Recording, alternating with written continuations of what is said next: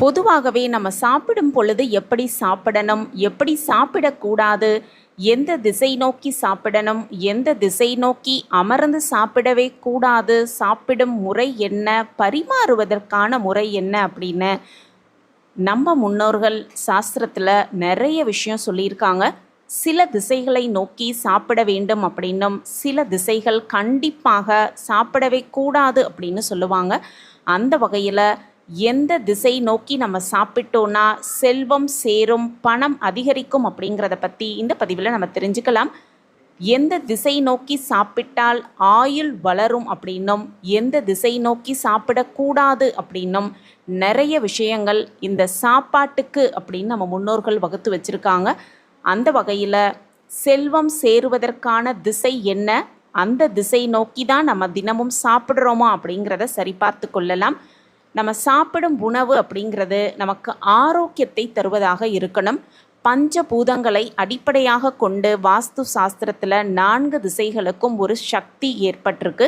கிழக்கு, மேற்கு, வடக்கு, தெற்கு அப்படிங்கிற 4 திசைகளுக்கும் உள்ள ஆற்றலின் படி பார்த்தோன்னா எந்த திசையை நோக்கி சாப்பிட்டால் என்ன மாதிரியான பலன்கள் கிடைக்கும் அப்படிங்கிறதுலையும் நம்ம முன்னோர்கள் வகுத்து வச்சுருக்காங்க.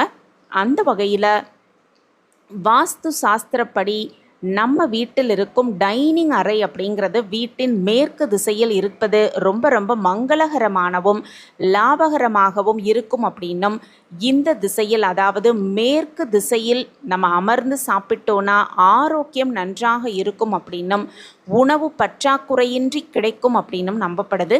அதே போல் சூரியன் உதயமாகும் கிழக்கு திசை நோக்கி நம்ம சாப்பிட சாப்பிட ஆயுள் வளரும் அப்படின்னும் முன்னோர்கள் சொல்லி வச்சுருக்காங்க. தெற்கு நோக்கி சாப்பிட புகழ் உண்டாகும் அப்படின்னும், மேற்கு திசையை நோக்கி நம்ம சாப்பிட்டோன்னா செல்வம் வளரும் அப்படின்னும், வளர்ந்து கொண்டே இருக்கும், பணம் பெருகும், செல்வம் சேரும் அப்படிங்கிறதான் உண்மை. அதனால் கண்டிப்பாக நம்ம வீட்டில் சாப்பிடும் பொழுது மேற்கு நோக்கி சாப்பிட வேண்டும். மேற்கு திசை நோக்கி வீட்டில் இருக்கிறவங்க எல்லாருமே சாப்பிட நம்ம திசையை மாற்றிக்கொண்டோன்னா செல்வம் சேருவதற்கான வாய்ப்பு அதிகமாகவே இருக்குது அப்படின்னும், கண்டிப்பாக ஒரே ஒரு திசையை நோக்கி மட்டும் சாப்பிடவே கூடாது அப்படின்னும், அது என்ன திசை அப்படின்னு பார்த்தோன்னா வடக்கு திசை நோக்கி மட்டும் சாப்பிடவே கூடாது அப்படின்னு சொல்லுவாங்க. அப்படி சாப்பிடும் பொழுது நோய் வருவதற்கு, நோய் ஏற்படுவதற்கு, நோய் அதிகரிப்பதற்கான வாய்ப்பு அதிகமாகவே இருக்குது. அப்படிங்கிறதுனால முடிந்தவரை வடக்கு திசையை தவிர்த்து விடுவது ரொம்ப ரொம்ப நல்லது.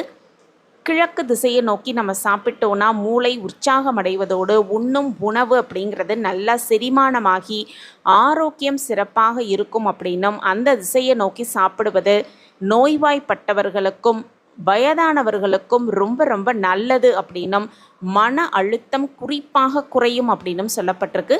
மேற்கு திசையை நோக்கி சாப்பிடுவது ரொம்பவே நல்லது.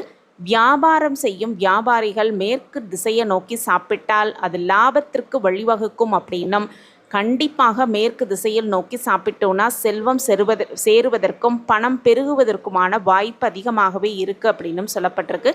வடக்கு திசை நோக்கி அமர்ந்து சாப்பிடும் பொழுது சரியான முறையில் நமக்கு ஜீரணம் ஆகாது அப்படின்னும், அஜீரண கோளாறுகள் ஏற்படும், ஆரோக்கியத்தில் பல்வேறு குறைபாடுகள் வந்து சேரும் அப்படிங்கிறதுனால வடக்கு திசை நோக்கி அமர்ந்து சாப்பிடுவதை தவிர்த்து விடுவது ரொம்ப ரொம்ப நல்லது.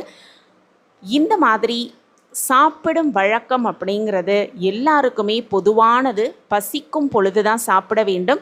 அதே போல் அளவாக தான் சாப்பிடணும். நிறைய கிடைக்கிறது அப்படிங்கிறதுக்காக அளவிற்கு அதிகமாக சாப்பிட்டால் கண்டிப்பாக நோய் தான் வரும் அப்படின்னும், ஆயுள் குறையும் அப்படின்னும் நிச்சயமாக அது சொல்லப்பட்டிருக்கு. சாப்பிடும் முன்பாக கை கால் நீரால் கழுவி விட்டு தான் சாப்பிடணும். காலில் ஈரம் உலர்வதற்கு முன்பே உணவு உண்ண துவங்க வேண்டும் அப்படின்னும், உணவு உண்ணும் பொழுது பேசக்கூடாது, படிக்கக்கூடாது, இடது கையை கீழே ஊன்றக்கூடாது அப்படின்னு சாப்பிடும் விஷயத்திற்கு பல வழிமுறைகள் இருக்குது. அதை நம்ம முன்னோர்கள் வகுத்து வச்சுருக்காங்க.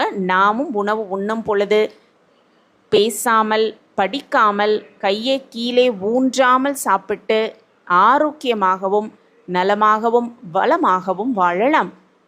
இந்த பதிவு உங்களுக்கு பயனுள்ள பதிவாக இருக்கும் அப்படின்னு நான் நம்புகிறேன். நம்ம சேனலில் நீங்கள் ரொம்ப ரொம்ப ஆதரவு கொடுத்துக்கிட்டு வரீங்க. எனக்கு ரொம்ப ரொம்ப சந்தோஷம். உங்கள் ஆதரவும் மென்மேலும் கிடச்சிக்கிட்டே இருக்கும் அப்படிங்கிற நம்பிக்கையோடு மீண்டும் ஒரு புதிய பதிவில் பார்க்கலாம். நன்றி, வணக்கம்.